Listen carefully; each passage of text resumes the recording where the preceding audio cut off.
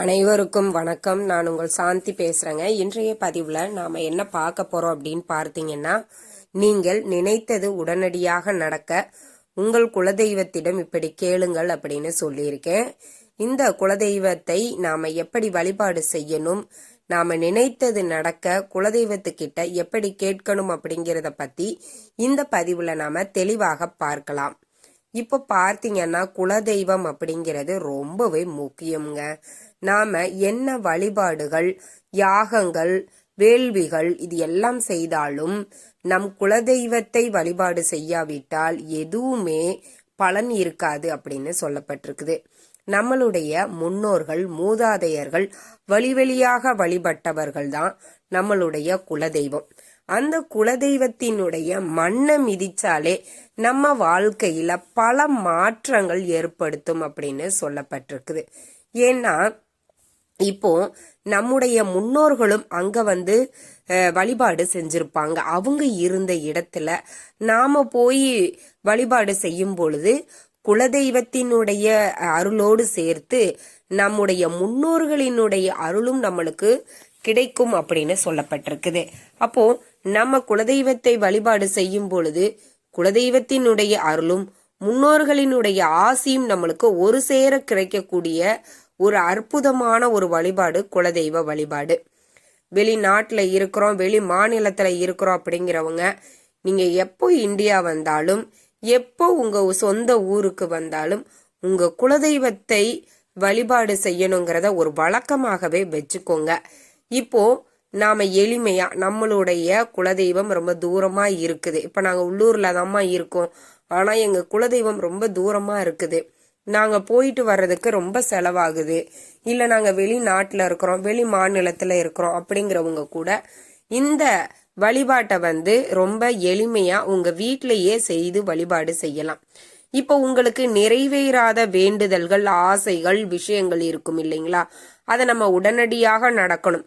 என்னுடைய வாழ்க்கையில இந்த விஷயம் மட்டும் எனக்கு நடக்கவே மாட்டேங்குது அப்படின்றவங்களாக இருந்தாலும் சரி, இல்ல எங்க குடும்பத்துல ரொம்ப பிரச்சனையா இருக்குது, இந்த பிரச்சனை ஒரு முடிவுக்கு வரணும், நாங்க பிரச்சனைகள் இல்லாம ஒரு வெற்றிகரமான ஒரு சந்தோஷமான ஒரு வாழ்க்கையை நாங்க வாழணும் அப்படின்னு இருக்கிறவங்களும் இந்த விஷயத்தை தாராளமாக செய்யலாம். என்ன செய்ய வேண்டும் அப்படின்னா, ஒரு வெள்ளிக்கிழமை அன்று நீங்க இதை ஆரம்பிப்பது அப்படிங்கிறது ரொம்பவே சிறப்பான பலன்களை உங்களுக்கு கொடுக்கும். முதல்ல ஒரு மணப்பலகை எடுத்துக்கோங்க, அதற்கு மேல ஒரு தட்டு வச்சுக்கோங்க, பூஜைக்கு உண்டான தட்டு வச்சுக்கோங்க. அதுல பச்சரிசியை நிரப்பிட்டு அதற்கு மேல ஒரு பித்தளையிலான செம்பு, இல்லைன்னா வெள்ளி, எதுல வேணாலும் இருக்கலாம், மண் கலயம் இருக்கலாம், பிளாஸ்டிக், சில்வர் இது இரண்டையுமே நீங்க தவிர்க்கணும்.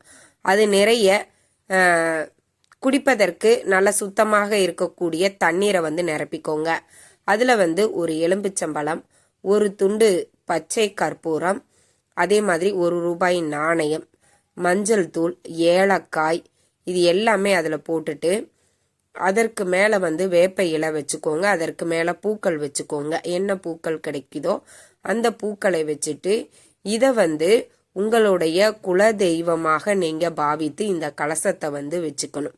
உங்க குலதெய்வத்தினுடைய பெயரை சொல்லி பூக்களால 108 முறை அர்ச்சனை செய்ய வேண்டும்.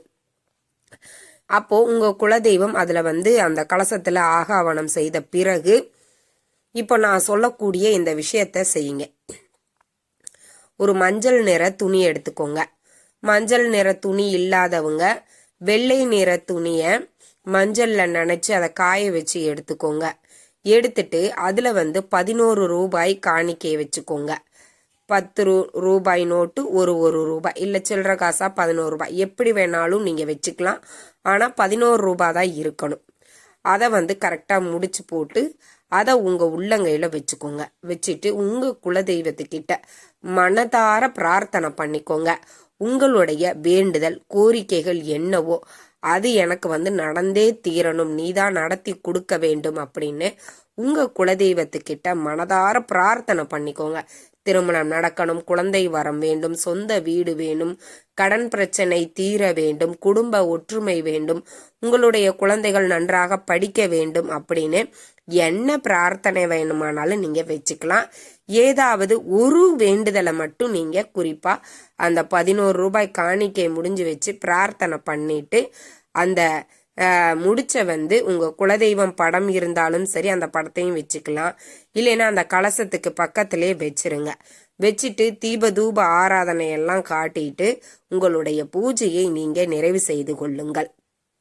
இந்த 11 ரூபாய் காணிக்கை அப்படியே இருக்கட்டும். இதை 11 வெள்ளிக்கிழமை இது மாதிரி செய்யுங்க.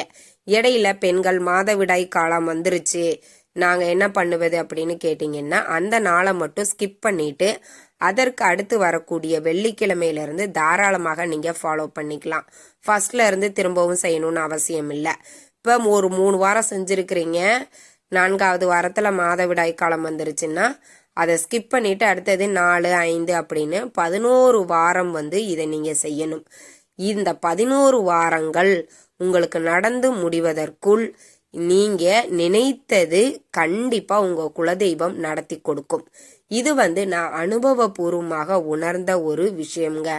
நம்மளுடைய குலதெய்வத்தை நினைத்து 11 ரூபாய் காணிக்கை முடிச்சு வச்சு 11 வாரம் இப்படி நீங்க வழிபாடு செய்து உங்க குலதெய்வத்திடம் கேளுங்கள்.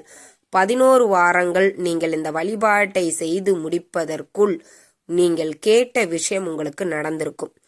இப்போ குழந்தை வரம் வேணும் அப்படிங்கிறவங்களும் சரி, சொந்த வீடு கட்டணும் அப்படிங்கிறவங்களும் சரி, இது ஒரு பெரிய ப்ராசஸ். இப்போ ஒன்று நீங்க குழந்தை வரம் வேணும் அப்படிங்கிறவங்க இந்த 11 வாரத்துல உங்களுக்கு கருத்தரிச்சிருக்கிறதுக்கு உண்டான அறிகுறிகள் தெரியும். அதே மாதிரி சொந்த வீடுக்கு நீங்க வேண்டுதல் வச்சு நீங்க இதை செய்யறீங்க அப்படின்னா ஒன்று இடம் வாங்கியிருப்பீங்க, இல்லைன்னா லோன், அது மாதிரி வீடு கட்டுவதற்கு ஏதாவது ஒரு முயற்சிகள் நடந்திருக்கும். கண்டிப்பா நீங்க என்ன பிரார்த்தனை இயற்கைக்கு புறம்பாக நியாயமான கோரிக்கையை நீங்க முன்வைக்கும் பொழுது இந்த 11 வாரங்கள் நீங்க உங்க குலதெய்வ வழிபாட்டை செய்து முடிப்பதற்குள் உங்களுடைய பிரார்த்தனைகள் கண்டிப்பா நடந்திருக்குங்க. இத உங்க குலதெய்வத்தின் மேலுள்ள நம்பிக்கையோடு செய்யுங்கள். கண்டிப்பா அது உங்க வாழ்க்கையில நடந்தே தீருங்க. நம்ம குலதெய்வத்துக்கிட்ட தான் உரிமையோட நாம கேட்க முடியும். அதே மாதிரி ஒவ்வொரு வெள்ளிக்கிழமையும் நிலைவாசல் வழிபாடு செய்யுங்க. உங்க நிலைவாசலை நல்லா முழுவதுமா சுத்தம் பண்ணிட்டு மஞ்சள் குங்குமம் வச்சு பூக்கள் வச்சு மகாலட்சுமி பாதம் வரைஞ்சு நீங்க ஒவ்வொரு வெள்ளிக்கிழமையும் தீபதூப ஆராதனையை அந்த நிலைவாசலுக்கும் காட்டுங்க. ஏன்னா நம்மளுடைய நிலைவாசல்ல நம்மளுடைய குலதெய்வம் வாசம் செய்வதாக ஐதீகம். அப்ப அந்த குலதெய்வ அருள் கிடைக்கணும்னா நிலைவாசல் பூஜையும் நம்ம கண்டிப்பா செய்யணும். கண்டிப்பா இந்த இரண்டையும் ஒவ்வொரு வெள்ளிக்கிழமையும் செய்யுங்கள். நீங்கள் நினைத்தது உடனடியாக நடந்தே தீருங்க.